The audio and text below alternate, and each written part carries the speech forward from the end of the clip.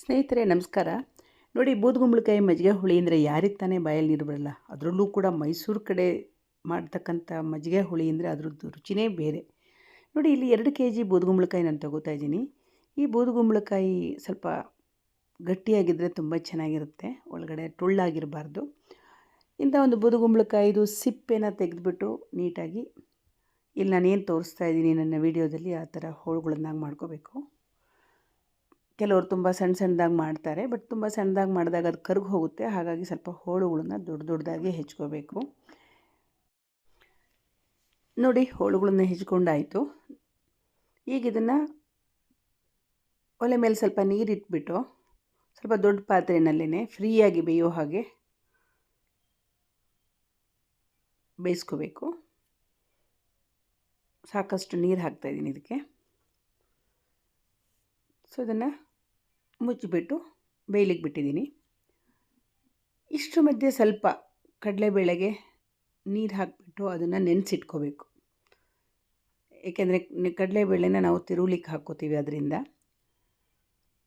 ಈಗ ನೋಡಿ, ಮಿಕ್ಸಿನಲ್ಲಿ ನಾನು ಕೆಲವೊಂದು ಇಂಗ್ರೀಡಿಯೆಂಟ್ ತೋರಿಸ್ತೀನಿ. ಫಸ್ಟು ಹಸಿಮೆಣಸಿನ್ಕಾಯಿ ಹಾಕ್ಕೊಂಡಿದ್ದೀನಿ, ಒಂದು 4-5, ಒಂದು ಹಿಡಿ ಕೊತ್ತಂಬರಿ ಸೊಪ್ಪು,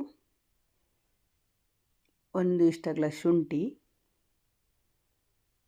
ಜೊತೆಗೆ ಸ್ವಲ್ಪ ಜೀರಿಗೆ,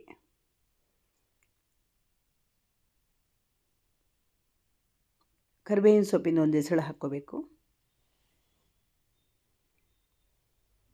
ಸ್ವಲ್ಪ ಇಂಗಿನ ಪುಡಿ ಸ್ವಲ್ಪ ಹಾಕ್ಕೋಬೇಕು, ಅದು ಸ್ವಲ್ಪ ಘಮ ಬರುತ್ತೆ. ಹಾಗೆ ಅರಿಶಿನ ಕೂಡ, ಅದು ಕಲರ್ ಬರಲಿಕ್ಕೆ ಹಾಕೊಳ್ಳೋದು, ಒಂದು ಒಳ್ಳೆ ಕಲರ್ ಬರುತ್ತೆ ಅದು. ಇದರ ಜೊತೆಗೆ ಈಗ 1 ಕಪ್ ಕಾಯಿ, ತುರಿದಿದ್ದ ಕಾಯಿ, ಅಂದರೆ ಅದು ದೊಡ್ಡ ಕಪ್ಪು, ಹೆಚ್ಚು ಕಡಿಮೆ ಒಂದು 1/4 ಕಡಿ ಅಂತಲೇ ಅಂದ್ಕೊಳ್ಳಿ. ಇಷ್ಟರೊಳಗೆ ಕಡಲೆಬೇಳೆ ಏನು ನೆಂದಿರುತ್ತಲ್ಲ ಅದನ್ನು ಕೂಡ ಇದರೊಳ ಜೊತೆ ಹಾಕಿ ನೀರು ಹಾಕಿ ಒಟ್ಟಿಗೆ ತಿರುವ್ಕೋತಾ ಇದ್ದೀನಿ. ನೋಡಿ, ನುಣ್ಣಗೆ ತಿರುವ್ಕೊಂಡಿದ್ದೀನಿ ಇದನ್ನು.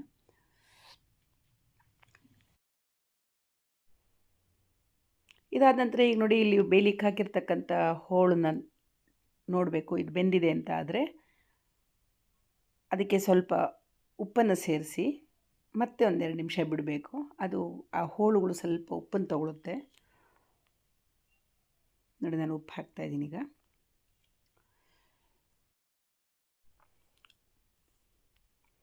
ನೋಡಿ, ಈಗ ಇದಕ್ಕೆ ತಿರುವಿಟ್ಕೊಂಡಂಥ ಮಸಾಲೆನ ಸೇರಿಸ್ತಾ ಇದ್ದೀನಿ. ತುಂಬ ನೀರು ಹಾಕಬಾರ್ದು, ಯಾಕೆಂದರೆ ಹೋಳು ಬೇಯುವಾಗ ನಾವು ನೀರು ಆಲ್ರೆಡಿ ಹಾಕಿರೋದ್ರಿಂದ ಈ ಮಸಾಲೆನ ಹಾಕಿಬಿಟ್ಟು ಇದ್ರ ಜೊತೆ ಕೂಡಿಸಿ ಚೆನ್ನಾಗಿ ಕೂಡಿಸಿದ ನಂತರ ಒಂದು 4-5 ನಿಮಿಷ ಅದನ್ನು ಕುದಿಲಿಕ್ಕೆ ಬಿಟ್ಬಿಡಬೇಕು. ಅದು ಕುದೀತಾ ಗಟ್ಟಿಯಾಗ್ತಾ ಹೋಗುತ್ತೆ. ಅದಕ್ಕೆ ಮತ್ತೊಂದು ಸ್ವಲ್ಪ ಉಪ್ಪು ಬೇಕಿದ್ರೆ ಸೇರಿಸ್ಕೋಬೋದು.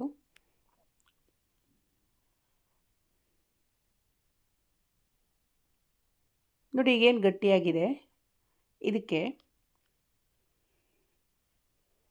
ಒಂದು ಅರ್ಧ ಲೀಟ್ರಷ್ಟು ಮೊಸರು, ಅಂದರೆ ಸ್ವಲ್ಪ ಹಳೆ ಮೊಸರು, ಅದು 1-2 ದಿನದ ಮೊಸರು ಆದರೆ ಸ್ವಲ್ಪ ಹುಳಿ ಮೇಲಿರುತ್ತೆ, ಆ ಮೊಸರನ್ನ ಆ್ಯಡ್ ಮಾಡಬೇಕು.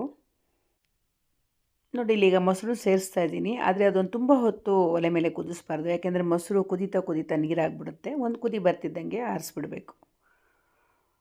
ಈಗ ಇದಕ್ಕೆ ಒಗ್ಗರಣೆಗೆ ಒಂದು ಸಣ್ಣ ಒಗ್ಗರಣೆ ಬಾಣಲೆಯಲ್ಲಿ ಸ್ವಲ್ಪ ಎಣ್ಣೆ ತೊಗೊಂಡ್ಬಿಟ್ಟು ಅದಕ್ಕೆ 1 ಸ್ಪೂನ್ ಸಾಸಿವೆ ಹಾಕಿಬಿಟ್ಟು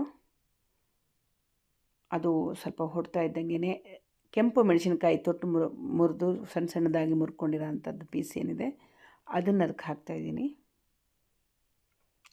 ಜೊತೆಗೆ ಲಾಸ್ಟಲ್ಲಿ ಕರಿಬೇವಿನ ಸೊಪ್ಪು ಸೇರಿಸ್ಬಿಟ್ಟು ಒಗ್ಗರಣೆನ ರೆಡಿ ಮಾಡಿಕೊಂಡು ಇದನ್ನು ಈಗ ಮಜ್ಜಿಗೆ ಹುಳಿ ಮೇಲೆ ಹಾಕ್ತಾಯಿದ್ದೀನಿ. ನೋಡಿ ವೀಕ್ಷಕರೇ, ಇದು ಅತ್ಯಂತ ಸ್ವಾದಿಷ್ಟವಾದಂಥ ಮಜ್ಜಿಗೆ ಹುಳಿ. ಬಿಸಿ ಅನ್ನಕ್ಕೆ ಈ ಮಜ್ಜಿಗೆ ಹುಳಿಯನ್ನು ಹಾಕ್ಕೊಂಡು ಊಟ ಮಾಡೋದೇ ಒಂದು ಸೊಗಸು. ಸ್ನೇಹಿತರೆ, ಇಲ್ಲಿವರೆಗೆ ಮಜ್ಜಿಗೆ ಹುಳಿ ಮಾಡೋದು ಹೇಗೆ ಅಂತ ನೋಡಿದ್ರಿ ಅಲ್ಲ, ನೀವು ಕೂಡ ಟ್ರೈ ಮಾಡಿ ಮತ್ತು ಇದರ ಬಗ್ಗೆ ಕಾಮೆಂಟ್ ಮಾಡಿ, ಹಾಗೂ ಇಷ್ಟವಾದಲ್ಲಿ ಲೈಕ್ ಮಾಡಿ, ನನ್ನ ಚಾನಲ್ನ ಸಬ್ಸ್ಕ್ರೈಬ್ ಮಾಡಿ. ಮತ್ತೊಮ್ಮೆ ನಿಮ್ಮೆಲ್ಲರನ್ನೂ ಭೇಟಿ ಆಗ್ತೀನಿ. ಅಲ್ಲಿಯವರೆಗೆ ನಿಮಗೆಲ್ಲರಿಗೂ ನಮಸ್ಕಾರ.